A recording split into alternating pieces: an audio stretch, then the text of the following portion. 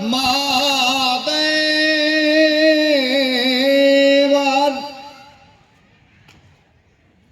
માંડવી મહાનગરના પવિત્ર પટાંગણમાં આજે ભગવતી આઈ સોનલમાની 100મી શતાબ્દી સોનલ બીજ પ્રસંગ મહોત્સવે અહીં ઉપસ્થિત પૂજ્યપાદ કલ્યાણદાસજી બાપુ, માતૃશક્તિમાં લાસભાઈમાં, પૂજ્ય સંતો, મંચાસ્થિત ઉપસ્થિત સમાજના બધા અધિકારીઓ, અગ્રણીઓ અને રાજકીય નેતાના, રાજકીય પક્ષના પણ પદાધિકારીઓ આ કથા, આ કાર્યક્રમ, આ બીજ મહોત્સવને પૂરેપૂરી ન્યાય આપીને આપણે ભવ્ય તરીકે ઉજવીએ છીએ.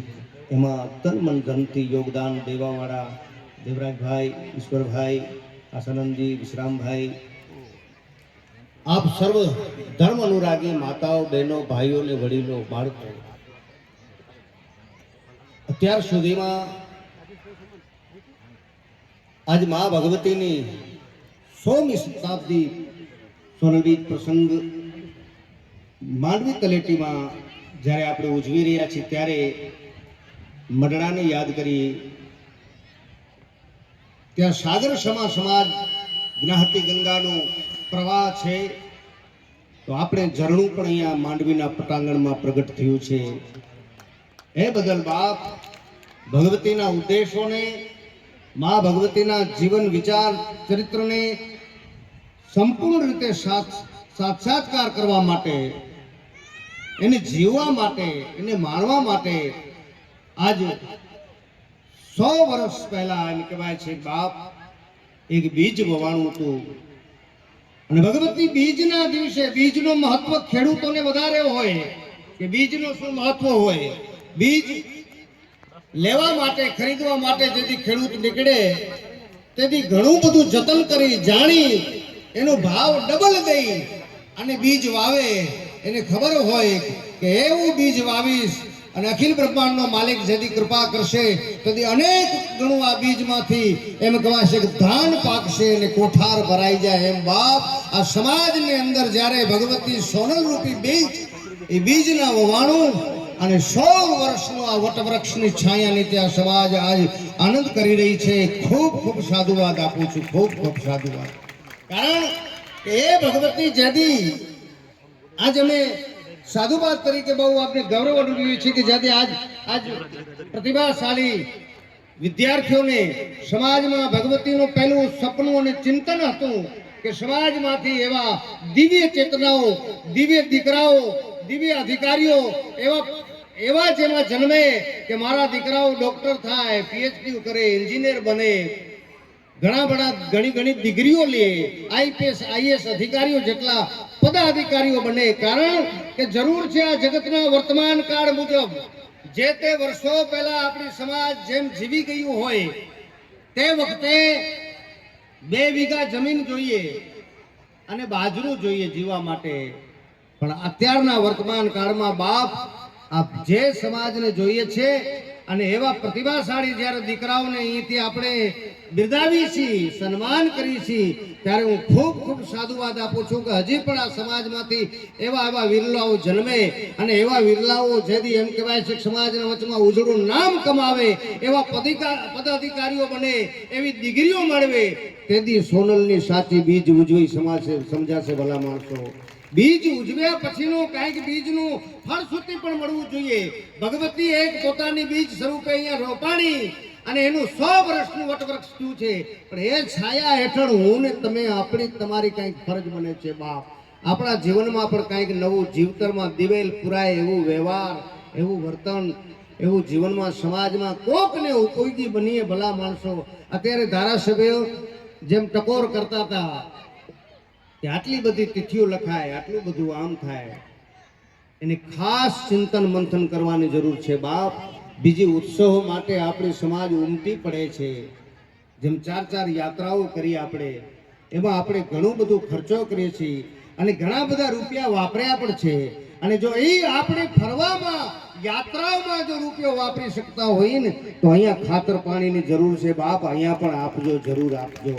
અહીંયાથી તમારી ભાવિ પેઢીઓ ઉપજશે અને તમારી સમાજમાં ઉન્નતિ થાય એવા દીવડાઓ પ્રગટ છે બાપ, સમાજ પ્રકાશમય થશે એવા દીવડાઓ પ્રગટ છે. એને પણ જરૂર ખાતર પાણી કરવાની છે. જેમ દેવરાજ ભાઈઓની યાદી કરતા હોય આપણે લખાવી, ઉત્સાહમાં નાખી અને આપવા માટે જ્યારે સમય એને વ્યક્તિત્વ કરી ત્યારે ભલા માણસો તમારું 5 રૂપિયા આપેલા એ 5 વર્ષ પછી મળે ને તો 5 રૂપિયા રોકડાઓ જો આપી દો ને તો 5 વર્ષે એના કેટલાક ઘણા વધી જાય સમાજ પાસે. એની ગણતરી કરવી જોઈએ. 5 વર્ષ સુધી આપણે આપીએ નહીં, સમાજને જરૂર પડે ને ત્યારે ભગવતીએ કાંઈક આપ્યું હોય ને તો કાંઈક આપવું જરૂરી છે. સમાજના ઉત્થાન માટે, સમાજના વિકાસ માટે, સમાજની કાંઈક એવી નેતૃત્વ માટે જેથી જરૂર પડે તેથી ભગવાને કાંઈ આપ્યું હોય તો ખુલ્લા હાથે આપવાનું બાપ. જેમ કારણ કે સમાજમાં બધી જરૂર છે. આજ લધાબાપા પરિવાર દ્વારા જેથી આ પુસ્તકનું વિમોચન કર્યું, જેથી જીવતરો કાંઈક જીવી ગયા છે.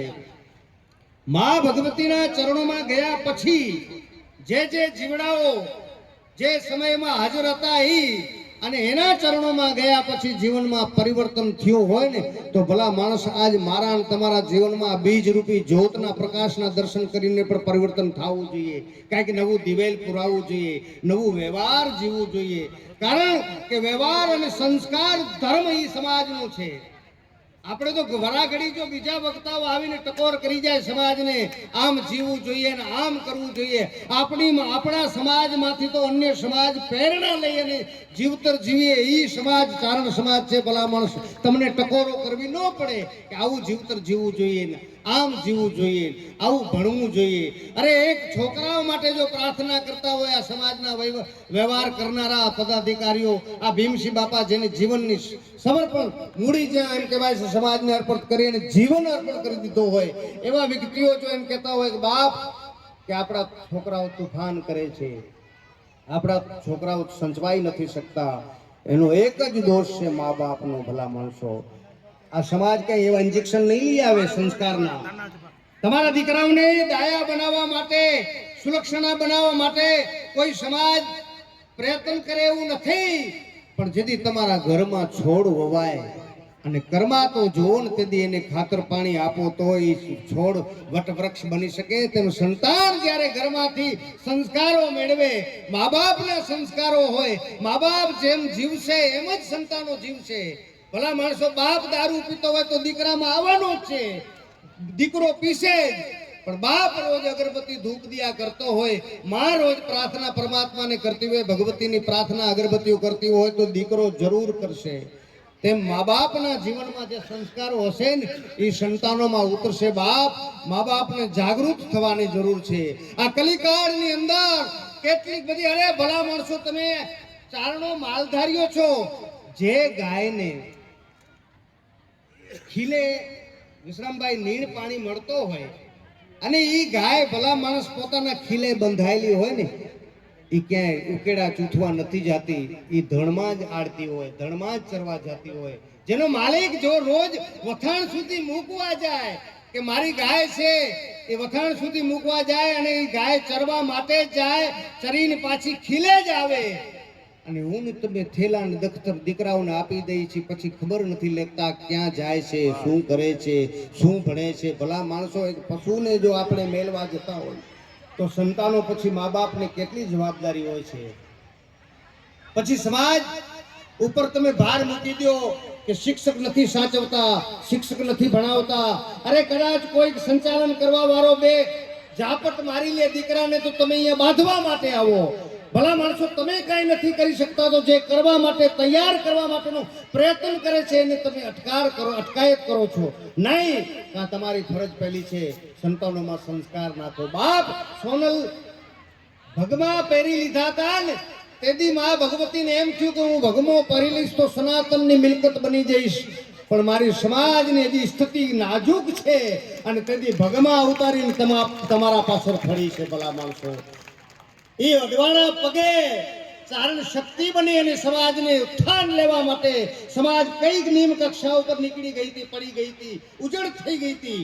અને એ વખતે ભગવતી જેથી 14-14, 12-12, 13-13 પ્રવાસો કરીને મને ને તમને જે પોતાના વિચારોના ઉદ્દેશના તેલ તમારા જ્યોતમાં નિવેલ પૂર્યા છે ને બાપ, એ તેલ ને નિવેલ એ જ્યોતને બુझવા ન દેતા, એ સંસ્કારોને કાયમ રાખજો, એ સંસ્કારોને પાછી જીવાડો. ભલા માણસ માં એમ કહી શકે દીકરાને કે હે બેટા તું મારો દીકરો છો, કારણ કે જનેતાએ પોતાના ધાવણ માથે વિશ્વાસ હોવો જોઈએ. આ જગતના ચોકમાં કોઈ લેબોરેટરીઓ, કોઈ વિજ્ઞાન, કોઈ સંશોધનો એમ કહી નહીં શકે કે આ લોહીમાં કેટલા ટકા ખાનદાની છે. એ તો જનેતા કહી શકશે કે મારો દીકરો છે, મેં ધાવણ દબડાવ્યો છે, મને વિશ્વાસ છે મારો છોકરામાં આ સંસ્કાર જો હોય, મારો છોકરો મારા સંસ્કારોથી ફગે નહીં. પણ એ માં સંસ્કારો રેડ્યા હોય તો ને, માં મોબાઈલમાં પડી હોય તો દીકરા મોટા થાય પછી એવા જ થાય. ભલા માણસો જેટલો મોબાઈલ પાછળ ધ્યાન રાખો છો ને બાપ, એટલું સંતાન પાછળ ધ્યાન દો. વિદેશની સંસ્કૃતિઓ જો મારી તમારી આ દેશની સંસ્કૃતિ અપનાવી લીધી છે. અરે વિદેશની અંદર પણ સંતાનને 24 કલાકમાં એમ કહેવાય છે કે 2 કલાક માં પોતાના હૃદય સાથે લગાવે છે. એને અનુભવ થઈ ગયું છે કે સંતાનને માના હૃદયના વેક્યુમ, એના વાઇબ્રેટર છે, એ જીવનના અંદર કેટલા કામ આવે છે દીકરાને. પણ આજ આપણે એમ કહેવાય છે કે માં દીકરો નાનો હોય અને રડતો થાય અને કન્નડગત કરે, તમારી સિરિયલ જોવામાં ડિસ્ટર્બ કરે, તમારી ટીવી જોવામાં ડિસ્ટર્બ કરે, તો તમે એને મોબાઈલ પકડાવી દો, લે દીકરા આનાથી રમ.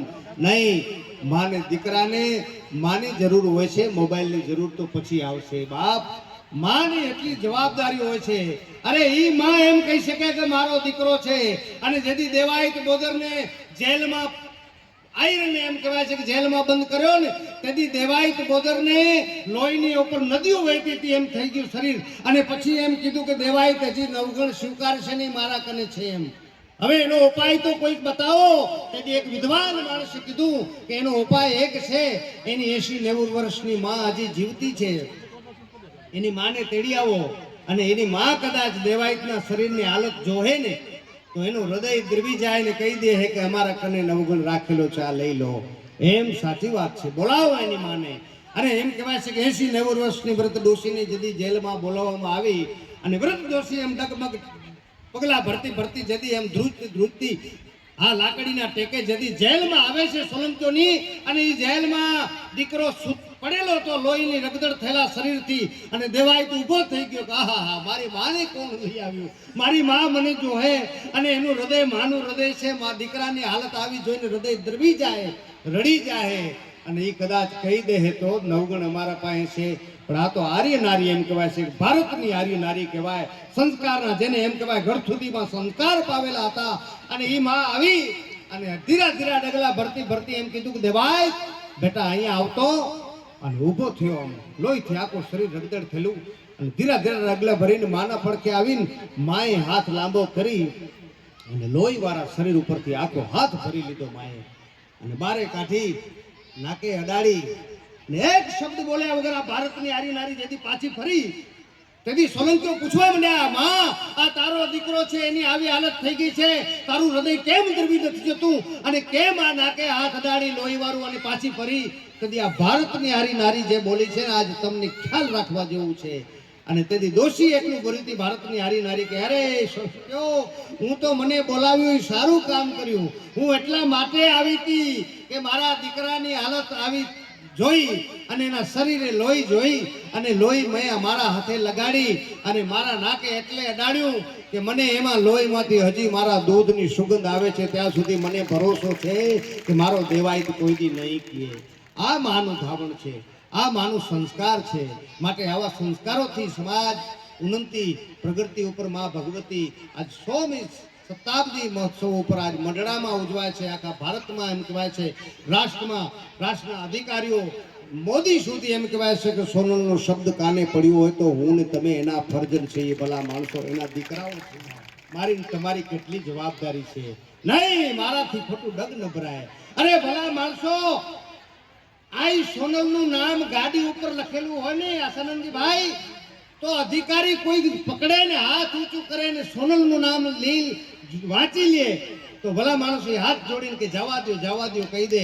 અમને અનુભવ છે કે સોનલના નામ લખેલા હોય છે એને પોલીસ વાળા પહેલા પકડે છે કે જેમાં દારૂ ભરેલું હશે. આ નામને હું ને તમે લઈ ગયા છીએ. બહુ બહુ બહુ મુસ્કરવાની જરૂર નથી, કાંઈ ફૂલાવાની જરૂર નથી. અમારા ઉપર અનુભવ થઈ ગયા છે કે આપણે આ લેવલ ઉપર ભગવતીનો, અરે ભગવતીના નામ ઉપર તો મેર કુરબાન થઈ જાય છે, સોનીઓ કુરબાન થઈ ગયા છે. બીજી સમાજો તો એને માણી છે, આપણે તો ખાલી જાણી છે. ભલા માણસો, એ લોકો તો માણી લીધી છે કે માં શું છે. બાપ, પણ હવે સમય આવી ગયો છે એ સોનલના જીવનના વિચારોને, ઉદ્દેશોને સાર્થકત્વ કરી અને મારા અને તમારા જીવનમાં ઉતારી અને સમાજને ઉત્થાન ગતિ ઉપર લઈ જાય એવી પ્રેરણા ભગવતી એવી કૃપા વર્ષાવે.